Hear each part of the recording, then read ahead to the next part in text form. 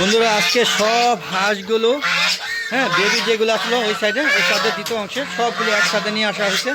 আর ছাদটা একদম neat and clean করে দেওয়া হয়েছে। বন্ধুরা কেমন লাগছে অবশ্যই কমেন্ট করে জানাবেন। আসসালামু আলাইকুম রহমতুল্লাহি আবারাকাতুহু। ভালো দেখবো পক্ষ থেকে ছাদ বাগানে সকালবেলা সবাইকে স্বাগতম। বন্ধুরা আবারও চলে আসছি সকালবেলা। এই হাঁস মুরগিগুলোকে উন্মুক্ত করলাম। প্রথমে ছাদগুলো পরিষ্কার করেছি, একদম নিট অ্যান্ড ক্লিন করেছি। হ্যাঁ, ক্লিন করতে একটু সময় লাগছে, প্রায় 10টা বেজে গিয়েছে।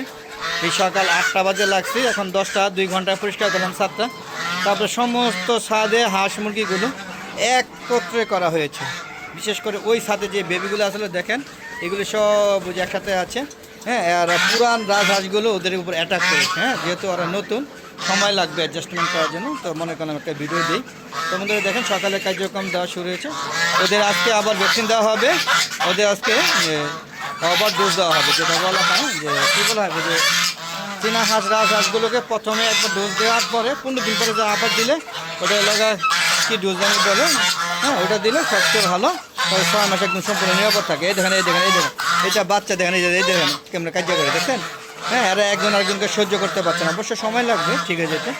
দেখতে পাচ্ছেন এরা ওই সাইডে ওই অংশে চলে গিয়েছে। হ্যাঁ, এরা চিলি করতেছে। দেখেন এই যে দেখেন, ওরা চাচ্ছে মিলে থাকতে, কিন্তু পুরানগুলো মিলতে দিচ্ছে না। ওই দেখেন এই যে মাতবরি করে দেখেন এই যে দেখেন এই যে। আমি জানি না ওরা কতক্ষণ এই কাজ করে, যদি এরকম দেখলে ওই স্বাধীনে দিতে হবে। কিন্তু ওই ছাদটা প্রচুর নোংরা হয়ে গিয়েছে। কয়েকদিন টানা বৃষ্টিপাতের কারণে ছাদগুলো সব নোংরা হয়ে গেছে। তাই চিন্তা আমরা করছি, হ্যাঁ এগুলো পরিষ্কার করবো পর্যায়ক্রমে। আজকে করলাম, আজকে করতে করতে অনেক সময় চলে গিয়েছে, তাই ওইটা আরও একদিন পরে করবো। অনেকদিন রেস্ট নিতে হবে, প্রচুর পরিশ্রমের কাজ। দেখেন এটা কিন্তু বড় হয়ে গেছে, বোঝা যায় ওদের সমান, কিন্তু না বন্ধুরা। হ্যাঁ, এটা সমান না, এটাকে হাসি না হাসা বুঝতে পারছি না। আসলে রাজহাঁস বোঝাটা বড়ই কষ্টদায়ক। আপনারা কমেন্ট করে জানাবেন যে রাজহাঁস, হ্যাঁ কোনটা হাসা কোনটা হাসি কীভাবে চিহ্নিত করা যায়, অবশ্যই অনেকে জানাবেন বন্ধুরা। কারণ চীনা হাসা খুব সহজেই চিহ্নিত করা যায়, কিন্তু রাজহাঁসের বেলা সেটা সম্ভব না। হ্যাঁ, দেখেন সবগুলো গলা এক, কিন্তু কোনটা যে রাজহাঁসা কোনটা বা হাসি সেটা বোঝানো বড়ই কষ্ট। দেখেন ওই দেখেন এই দেখেন ঝগড়া শুরু করে দিয়েছে, ওই যে এই দেখেন সব ঝগড়া করা শুরু করে। তো বন্ধুরা এই যে দেখেন এখানে এই সুযোগে চীনা হাঁস আমার দেশি যে কয়েকটা মুরগি এখনও বেঁচে আছে অবশিষ্ট, তারা খাওয়া দাওয়া নিয়ে ব্যস্ত, আর ওরা ঝগড়া নিয়ে ব্যস্ত। দেখেন এই রাজহাঁসগুলো দেখেন এরা নিজেরা পতিত দেখাচ্ছে। আর এই যে এখানে হ্যাঁ চীনা হাঁস এবং অন্যান্য দেশি মুরগিগুলো খাওয়া নিয়ে ব্যস্ত আছে। দেখেন এই যে সবাই খাওয়া নিয়ে ব্যস্ত আছে। হ্যাঁ, ওই পোনা পাত্রটা খাবার দিতে হবে। হ্যাঁ, এই যে দেখেন এই যে আমার শৌখিন মুরগিটা সব পরিষ্কার করে দেওয়া হয়েছে। দেখেন এই যে আমার শৌখিন মুরগিটা এখানে এই বাপ ধরে থাকে, এখানে খায়, এখানেই সে থাকে।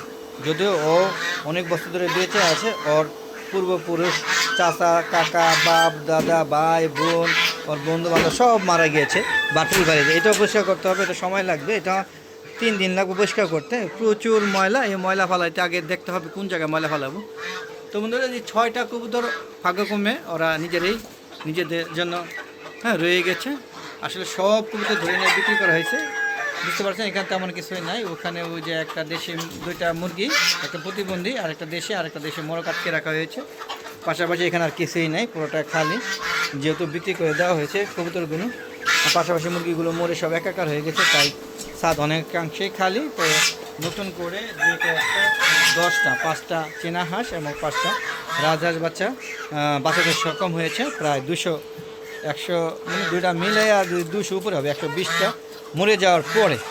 আর এই যে মিশরি ফার্মে এনেছিলাম আবারও 60টার মতো, একটাও নয়, সব মারা গিয়েছে। আছে 5-6টা যা অবস্থা, আপনাদের দেখানোর চেষ্টা করবো কীভাবে লাইন ধরে শুয়ে আছে। হ্যাঁ, মারা গিয়েছে সর্বশেষ, সেগুলো দেখাবো।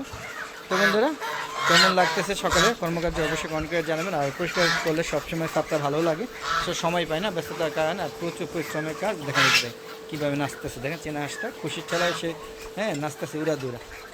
তো বন্ধুরা আমার ভিডিওগুলো যারা দেখেন তাদেরকে অসংখ্য ধন্যবাদ। যারা মানে কি আমার ইউটিউব যে দর্শক আছেন, আমার প্রচুর দর্শক আছেন, তারা দেখেন, তবে আসলে পর্যায়ক্রমে যেভাবে মনিটাইজেশন হবে সেই রকম আসলে হয় না। তো আশা করি আর বেশি করে দেখবেন। আর বন্ধুরা আমি ইউটিউব চ্যানেলের ভিডিওগুলো 4টার পর আপলোড করে থাকি, আশা করি সবাই দেখবেন মনোযোগ সহকারে। আর ফেসবুক পেজের ভিডিওগুলো সন্ধ্যা 6টার পর আপলোড করে থাকি, আশা করি সবাই দেখবেন। হ্যাঁ, আর ফলো করবেন, লাইক করবেন, শেয়ার করবেন ফেসবুক পেজগুলো, আর ইউটিউব চ্যানেলের ভিডিওগুলো সম্পূর্ণ দেখে শেয়ার করে সবাই দেখার সুযোগ করে দেবেন। আর বন্ধুরা আপনাদের বলবো পাশাপাশি ছাদ বাগান করুন। দেখেন ছাদে কত বড় বড় হয়ে গেছে কেউ যায় আম। এখনকার সময় এরকম আম আপনাদের ছাদে নাই আশা করি। দেখেন এক একটা সাইজ মাশাআল্লাহ খারাপ নাই, দেখেন এই যে, কিন্তু অনেক আম পড়ে গিয়েছে বেশ কয়েকটা দিন ঝড়ে, প্রচুর আম পড়ে গিয়েছে। তো বন্ধুরা আশা করি আপনারা আমার ভিডিওগুলো মনোযোগ সহকারে দেখবেন এবং আপনারা এই সুন্দর সুন্দর মতামত দেবেন গঠনমূলক, আর ছাদ বাগান করবেন। হ্যাঁ, ছাদ বাগান করবেন, আর ছাদে যদি সম্ভব হয় হাঁস মুরগি লালন পালন করবেন। তো এই আশা ব্যক্ত করতেই পারি। আর বিশেষ করে হ্যাঁ, এই হাঁস মুরগি বিশেষ করে এখন আমি মুরগিগুলো রাখতেই পারতেছি না, মুরগি পালতেই পারতেছি না। মুরগি যেমন আমার কাছে এখন শত্রু হয়ে দাঁড়াইছে, যত মুরগির বাচ্চা আনতেছি সব পর্যায়ক্রমে মারা যাচ্ছে। হ্যাঁ, এই কয়েকটা দেশে প্রথম ভালো ডিম পাড়েছে, এখন ডিম পাড়ে নিজেরাই খেয়ে ফেলে। হ্যাঁ, এর কাছ থেকে উত্তরণের কোনো উপায় থাকলে অবশ্যই কমেন্ট করে জানাবেন বন্ধুরা। তা জানা চলে যাওয়ার আগে সবার সুস্বাস্থ্যতা কামনা করে আমি ভিডিও শেষ করছি। আসসালামু আলাইকুম ওয়া রাহমাতুল্লাহি ওয়া বারাকাতুহু। বন্ধুরা আবার দেখা হবে নতুন কোনো পর্ব নিয়ে, নতুন কোনো ভিডিও নিয়ে। ততক্ষণে আমার হালাদা এগো চ্যানেল পাশে থাকুন, ভালো থাকবেন। খুদা হাফেজ, বিদায়।